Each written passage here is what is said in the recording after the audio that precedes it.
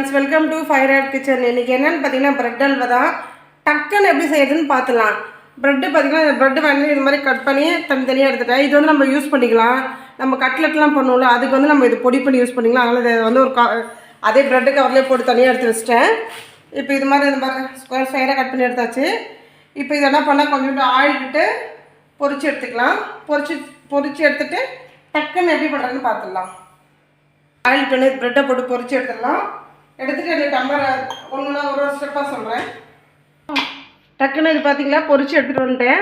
Colour இவ்வளோதான். இதுக்கப்புறம் பொரிக்கக்கூடாது. இல்லை 2 டம்ளர் தண்ணி ஊற்றிருக்கேன். 3 ஏலக்காய் தட்டி போட்டிருக்கேன். அவ்வளோதான். இதோட நம்ம என்ன பண்ணிடலாம், இப்போ இந்த பொரிச்சு வச்சுருக்கோம் இல்லையா ப்ரெட்டு துண்டு, இதை போட்டுடலாம். போட்டு கொஞ்சம் வேகட்டும். கொஞ்சம் வந்ததுக்கப்புறம் 1 கப்பு பால், 3/4 கப்பு சர்க்கரை, அவ்வளோதான். இதோட சேர்த்துக்கணும். அதுக்கு முன்னாடி பார்த்தீங்கன்னா இதில் ஒரு வீட்டில் காய்ச்சின நெய் இதில் வந்து ஒரு பெரிய இந்த ஸ்பூனாலும் 1.5 ஸ்பூன் நெய் விட்டுருக்கேன். இது கொஞ்சம் பாதாம் பருப்பும் முந்திரி பருப்பும் கொஞ்சம் கட் பண்ணி வச்சுருக்கேன். இது போல் திராட்சை போடலாம். நான் திராட்சை போடல, இது 2 தான் இப்போ போட போகிறேன். அவ்வளோதான். அதுக்கு தேவையான பொருள்னு பார்த்தீங்கன்னா அவ்வளோதான். டக்குன்னு எப்படி செய்யணும்னு சொல்லிட்டு குயிக்காக செஞ்சிடலாம், ஈஸியாக போதும். இப்போ நம்ம இந்த ஸ்டேஜில் பார்த்தீங்கன்னா சர்க்கரை இதோட சேர்த்துடலாம். டக்குன்னு அடுத்து சேர்த்துடலாம். சர்க்கரை சேர்த்தோடனே பால் ஊற்றிடலாம். இதான் கரெக்டான பதம். நல்லா சுருண்டு வந்துடுச்சு இல்லையா. இப்போ இந்த பதத்தில் என்ன பண்ணலாம், நம்ம இப்போ வறுத்து வச்சுருக்கோம் இல்லையா நெய், பாதாம் பருப்பு, முந்திரி பருப்பு, இதை இதோட சேர்த்துடலாம். சேர்த்து ஒரு கலரிட்டு சர்வ் பண்ணி வேண்டியது. அவ்வளோதான், முடிஞ்சிச்சு வேலை.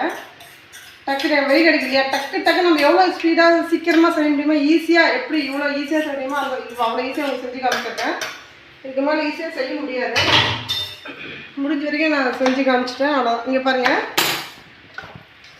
எவ்வளோ சூப்பராகிடுச்சு பார்த்தீங்களா. அவ்வளோதான். இதோட எடுத்து நம்ம இந்த ஒரு கப்பில் வச்சு சர்வ் பண்ணிக்க வேண்டியதான். அவ்வளோதான், முடிஞ்சிருச்சு. பாருங்கள், சூப்பராக ப்ரெட்டு அல்வா எவ்வளோ குயிக்காக பண்ணிவிட்டு பார்த்தீங்களா. செம்ம டேஸ்ட்டாக இருக்கும். இதுக்கு சுவை அடிச்சிக்கவே முடியாது, அவ்வளோ சூப்பராக இருக்கும். பாருங்கள், நம்ம என்ன சமைக்கிறன்றது முக்கியம் இல்லை, ஆனால் சமைக்கிறோம்ல அதை சமைக்கிறோம்ல அதுதான் முக்கியம்.